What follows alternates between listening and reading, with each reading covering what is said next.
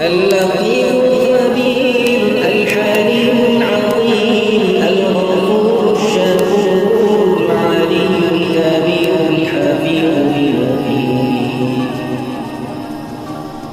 الحسيب الجليل الكريم الرقيب المجيب الواسع الحكيم الودود المجيد الباعث الشهيد الحق الوكيل القوي المتين الولي الحميد المحصي المبدئ المعيد المحيي المميت الحي القيوم